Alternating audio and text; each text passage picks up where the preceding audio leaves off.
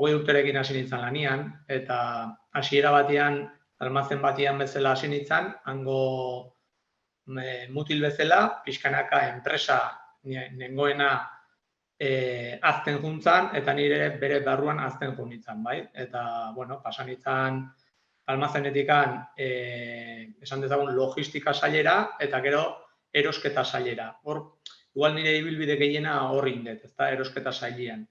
Bai, gero komertzial munduan ere ibili naiz, eta pixko bat, hori izan da nire ibilbidea orain daño. Orduan, zein da zuren profil profesionala zein izango dala esango zenduke? Oain momentun, eta nire espezialitatea ni erosketa sailean nago espezializatuta, bai? Erosketa arduradun bezala. Zenbat urteko esperientzia esango zenduke dakazula erosketa arduradun bezala? Bale, erosketa sailean, nire esperientzia guztia izan da 25 urtekoa, eta denak balio izan duit, baina, bueno, erosketara enfokatuta bakarrikan, esan dezagun 15 bat urte horrela. Betidanik nahi zenuen zerbait izan, ala emandea etorri zitzaizun, hoi da, esan dezu 20 urtekin hasi zinala almazenero moduan, baina familian beharragatikan izan zen, ikusi zenun nola topatu zenun aukera hori? Bueno, ni baserri mundutik nator, ni baserriko semea naiz, eta hemen, 20 urterekin, ja, pixkat, ikasketak egin ondoren, elektronika ikasketak egin ditun, etxe ondoan, nire honen bokazio izan gabe, etxe ondoan zegoelako, ezta? Eta, bueno, hortikan praktikak egin ditun ja enpresa hortan, esaten nahi nezen enpresa hortan, eta lanea hasi nintzen. Pixkat, beharrik ez genekan, baina bazan ohitura, ezta? Lan mundu hortan hasteko ohitura. Eta horrela hasi ginen. Komentatu duzu, almazenero moduan hasi zinala, 20 urtekin. Nola izan zian hasiera horiek, nola egiten zenuten lan gutxi gora bera? Bueno, zan oso eskuzko lana, ezta? Eta papera, bere garaian faxa zegoen, estokak fitxa batzutan apuntatzen genitun, boligrafoakin, bazan lehengoera, pixka bat, esan dezagun digitalizatu gabe. Aldaketa horiek, almazenerotikan logistikara eta gero erosketa sailearen arduraduna izateko, nola izan zian hautaketa horiek? Bueno, enpresa barruan, esan dizuten bezala, azten juntzan enpresa, beharrak sortzen juntzian, eta hasiera baten, eta enpresa askotan ere hala gertatzen da, ezta? Behar horiek betetzen saiatzea bertan dagoen jendearekin ikusi ezkeo balio dula edo balio lezakela. Eta nire kasu hori izan zen, ezta? Pixkanaka ondo etortzen da, almazenen dagoen jendea sail horietarako, zatikan badakizki ze material erabiltzen dian, badakizki kodifikazioak, eta, bueno, pixkat hori horrela izan zen. Orduan prestatu entzizuten formazioarekin edo norbait jartzen zen zurekin batera eta erakusten zizun lana edo nola? Bueno, hasiera batean zegoen beste pertsona bat eta harekin batea ikasi nuen, bai, almazenean. Baina gero, adibidez, logistika saila niri tokatu zitzaian garatzea, ezta? Etzan existitzen enpresa barruan. Eta, bueno, konpras arduradun batekin, logistika sailoi jarri genuen martxan, ezta? Eta gero, pasan izanian, konpraseko sailea eta gero pixkanaka, aurrena hango lanak eginez, beti arduradun baten direktrizaren barruan. Gero, norbea jundintzan ardurak hartzen, ezta? Pixkanaka, azkuntzak ematetun behar horiek. Gero banatu zen erosketa saila ere taldetan, banatu zen mini enpresak bezala, eta, bueno, bakoitzak enezkan ja erosketa sailak demandatzetun ardura guztiak, bete beharrak, bai? Diala prezioak negoziatu, hornitzaileak garatu, materialak bilatu, industrializatu, horrelako gauz pilo bat. Eta zure lana gaur egun izateko ze ikasketak beharko ziren edo ze ikasketak egintzen ditu? Bueno, ni beti elektronika sailean ibili naiz, ezta? Enpresa hauek esaten nahi naizen hauek elektronikako izan duia, orain nagoena erala da. Eta ere bai pixkat produziokoak, ezta? Produzioa enfokatuta. Bai ingenieritza badakagu, baina pixkat produziora enfokatuta. Eta ikasketak, bere garaian nik inituna zian,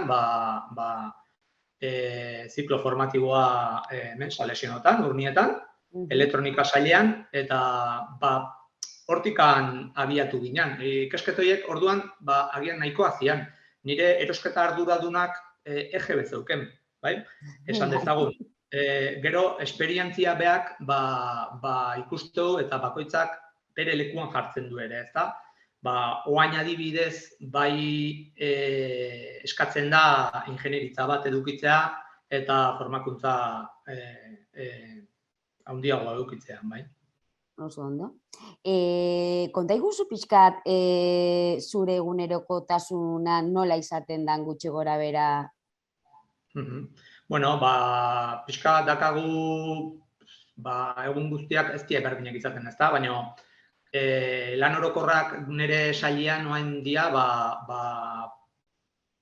esan dezagun, ordenatuko izkizut pixkat prioritatez, zereken eta oain merkatua une honetan gaina oso eroa dago, eta materiala lortzen kostatzea asko, bai?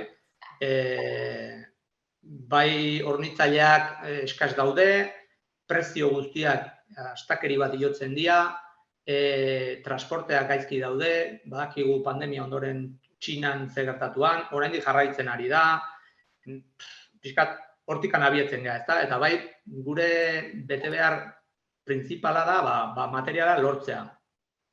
Primeran. Eta, bueno, ogibide guztiak dakate zerbait iluna, bale? Zuen kasuan zein izaten da iluntasun hori? Bueno, iluntasuna ez dakit, berri txarrak eman behar izatea, hornitzaileak batzutan arazoak sortzituzte, ordainketak, izaten dira hor frikzioak eta hori kudeatzea aldan ondona, kosta egitea batzutan. Bai, ezta. Komentatu duzu, no? Zure hasteko garaietan digitalizazioa ez zela existitzen, no? Eta gaur egun azkenean lan mundua ziaro uste deu aldatu indala, bale? Zure ofizioan nola izan di aldaketa horiek digitalizazio aldetikan eta beste zerbait ikusten duzu? Bueno, esan dezagun funtsa, berez negozioko funtsa berdina da. Hasiera batean erosi, saldu, negoziatu, baina hori egiteko era eta gaurko egunean daukagun informazio guztia internet bidez, teknologiakin daukagun arrestasuna, globalizazioa, mundu guztia abarkatze dugu, egia esan erosteko. Eta hori aldatu da, ezta? Leheno merkatuak asko txikiago zian, estuago zian, ingurun egitezian negozioak, oain mundu guztien egiten dira. Eta teknologi berrik laguntzen dute, lehen 10 egitezen duen, oain 1000 kodigo muitzetuzu. Eta, bueno, komunikazioak, ikustezu, nola egean hau grabatzen. Dena da teknologia aldetik asko garatzen, ezta? Eta, bai, ipila bat aurreatua alde hortatikan. Eta zure kasuan aldaketa horiek nola eraman dituzu? Kosta intzaizkizu, onartzea, osea, porque batzuk egoteia, no? Digitalizazio aldetikan esateko lanik hau ez dut ulertzen, hau existia, osea, zure kasuan nola hartu dituzu aldaketa horiek? Bueno, nire kasuan nik ERP-ak izaten dira programa informatikoa manejatzeko enpresaetan. Holako hiru integrazio pasa ditut, nire ibilbidean. Niri gustatu itezait, ezta? Hobetzea. Lana hobeto egitea balima dago, ziurtasun gehiagokin eta gehiago egitea balima dakazu, niri gustatu itezait. Azkenean, aktualizatzen naizea, era berritara, eta nik oso ondo eraman dut. Betian nik gustatu izan duzait, eta ez zait batek kostatu egia esan. Igual ikasteko gaitasun hori dakazulako eta gustatu zaizulako. Bai, askotan hori izaten da, ezta? Zure egin beharroi, pixkat, disfrutatzen bali maezu, azkenen askoz eramangarriago izatea dena. Eta, no. Zure lanak zein ekarpen egin du zure garapen pertsonalean? Bueno, garapen pertsonalean ez daubera asko, ez da lagun asko, eta ere bai, ni batzen naiz, ez da gaztetan jutezea, pixkat ez dakizu lan mundua, ez dakizu jendeakin benetan erlazionatzen, tokatzen zaizu azkenen laneakin askatzea, esan dezagun, ez da? Gazte askoi goendik gertatzen zaion bezala, askatu beharra, lotxa puntuik kentzea, eta bueno, gauzoiek aportatzen du, ez da? Zure belaunaldiak zein balio ekartzen dizkio zure ustez gaur egungo gazteei? A ber, belaunaldiak ez dakit benetan ze ekarriko dion. Ni ustez, gure belaunaldi bat, pixkat, agian gure aurrekoak bai zakaten behar gehiago, ez da? Eta, bueno, lana zakaten barneratuta, balore oso garrantzitsua bezala. Gureak, igual ezan beste, dakagu ja hobeto bizigea, lan bizi maila altuagoa dakagu, ez dakit benetan zer erakarpen esan dezakegun, baina bai esperientzia aldetik eta gaztei beti lagunduko diegu, ez da? Nik uste de bai, guk nire ustez, guk aldaketa hori bizi izan dugu eta ikuste gendu, hasieran esan desun bezala, leheno oso manuala zan, horriak, dana, eta gaur egun, digitalizazioa asko askartzen du lehenoko lana. Ez dakit, oso den. Bai, ados nago, azkenen, baina ikustetetena da, egundoko abiaduran dijoa, teknologiaren garapena, hemendikan 10 urtea, ziur nago, oain 10 urtetik atzea bezeineko saltoak egongo diela, ja ikusten nahi geha, bideokonferentzia hauek oain dela 5 urte etzian bat ohikoak, oain berriz, eta horrek jarraituko du. Eta belaunaldi berriek ze balio eman dizkiguela uste zuzuk? Belaunaldi berriek dia etorkizuna, eta ikustea dakatela freskotasuna. Azkeneko bi enpresetan lan egin dut jende, ni baino desentez gazteagoekin, eta gozada da. Ni guztua dut naiz, zatik bai, askotan, esate juzte gauzak zu ja pasatakoak eta pixkat zuzendu beharrekoak, baino freskotasun hori ideia berrik, gogoa, gehien bat gogoa, ez da, dakate gogoa, gauzak egitekoa. Igual, guk ja pixkat, badakigulako zegertatuko da, kostaik ez daigu, ez da, pixkat aldaketak edo zehoiek, gazteak hortan irikiagoa dira. Gaztean freskotasun hori oso garrantzitsua da. Suposatu, topatzen zehala, zure Jose Luis nerabeakin,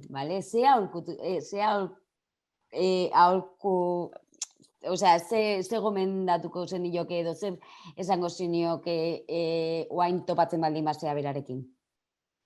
Bueno, etxean dakat, nik 17 urteko semea dakat. Bueno, orduan. Orduan badakizu. Esate jozu. Hori da, esate joten ikasteko, ingenieritza bat prestatzen nahi da, batxillarrakin noain, baina nahiko enfokatuta dago, hortara, zarrena. Gaztena, pixkat ere, ikusi behar da, ez da, nolakoa da pertsona, ikuste gaztea nire antzekoagoa, komertzialagoa da, hitzeiteko eta erlazionatzeko beste gaitasuna daka. Niretzako atzeraka junda, gian, ingenieritza hori nulain bere garailean, nulako, ez dakit, metalako tokatu, ez da, sin mas. Horrelako zehoz ez da, ikasketa pixka gehiago garatzea. Zein ezaugarri pertsonala edo ezagutza dira garrantzitsuak zure lanpostua betetzeko? Bueno, nire lanpostua betetzeko empatizatzea ikusten oso garrantzitsua da, beste lekun jartzea. Askotan talde lanian egiten dugu, inguruko lankideekin ondo eman behar da, eta bueno, hori oso garrantzitsua da, ere bai, pixkat, hornitzaileekin zorrotza izan behar da, aldi berean, erlazioak garatzen jakin behar da, porque azkenian hornitzaile onak izateko erlazio on bat eduki behar zu, negoziatzen jakin behar da, prezioak eta kondizioak aldan hobena behar juzu, zure enpresantzarako, bilatzen jakin behar da, pixkat kompletoa, o bintzat... Aktiboa bintzat bai, aktiboa eta proaktiboa, no? Dudik gabe, azkenen mugitu izan behartzea, ezin dezu zai egon inork zer egin esan arte, ez da? Norbea mugitu behar du. Azkenean, horrela izan behar da. Eta garrantzitsua da jarrera, ez da? Osea, jendeak jarrera dakanak, naiz eta ez jakin zer egin behar du momentu. Jarrera limaka ikastekoa eta dakan gogoi erakusten, beak tiatzeu, ez da? Eta erakusteko gogoa emateu, adi berei. Komentatu ezu, gazte desientekin itezula lan. Zure ustez, ondo prestatuta etortzen dira unibertsitatetikan edo ikasketateetikan edo zerbait falta zaie? Bueno, ni uste aiela hobetzen. Formazio aldetik, esan dezagun gure aldian askoz hobeto formatuta daudela, eta jakindure aldetik, eta baino, gero lan mundua barneratzeko garaian behar duzu urteak emate izuen eta ekintzak edo, esatean bezala, se hace camino al andar, ezta? Hori, esperientziak emate izun gauz bakarra da, esperientziak emate izu, eta hori da pixkat falta dutena. Pixkanaka, horregatikan, oain ikusten nahi naiz, jendeak ikasketen nahi dan bitartean, etxetuztela ere praktikak batera, lan munduan integratuta, enpresetan, hori da enetzako bideiko bena, ez da, zatik aizea ikasten, baina enpresa baten barren aizea ikasten, eta egunerokotasun horrek erakuste izun hori falta da. Baina hori ikastea lanian, ez da, unibertsitatean edo ikastolan ikasten dian gauzak, hori zaila da. Teorikoak izatea gehien bat, no? Bai, ala izatea, oso. Egia esan, buelta mateizkigute gaurko eguneko gazteak, elakatzen formazioak. Baina gero lanean jartzen zuzunean, asko beso gurutetutak gelditzen dira, bakitu.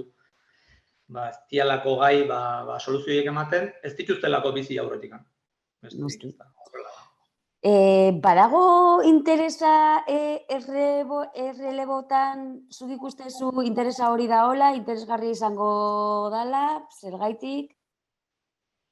Bai, dudik gabe, interesa erreleboan gure aldetik egon behar du, derrigorrezkoa da, zetik behar da, eta gazteak ere nik ikuste jo ditzat, erdenetik dago, noski, baina lehen bezala. Baina bai ikustet, jende gaztea prestatuta dagona, gogo askorekin, eta, interesa bai badagoela uste nik. Eta gomendatuko zenduke jendia zure perfil profesionalean lan egiteko, ikustezu diru aldetik edo soldat aldetikan ondo dagoela, azkenean interesgarria eta polita dela zure profesioa? Bueno, profesio bat diru aldetik bakarrik ez da baloratu behar, bai? Baloratu, pixkat, emateizun betetasun horregatik, ez da itxezunak. Nei gustatzen zait beti itxezun hori enpresarentzat baliogarri izatea, ezta? Eta jakitea, itxena izan horrek eragin dula, ezta? Eta konpraseko edo erosketan sailean, produkzioko enpresa batian behintzat, askotan, 60% edo saltzen den produktuaren kostea erosketako materiala da. Eta horrek egundoko inpaktua izaten du enpresan barruan, bai? Horretikan, gomendagarria da. Niri betetzeit, gero postu batzuk gehiago baloratuta daude, beste batzu baino alde hortatikan, eta gero ere, esaten nahi naizen gauzen gatik, ez da? Gustatze bat zaizu ikastea, mugitua batzea,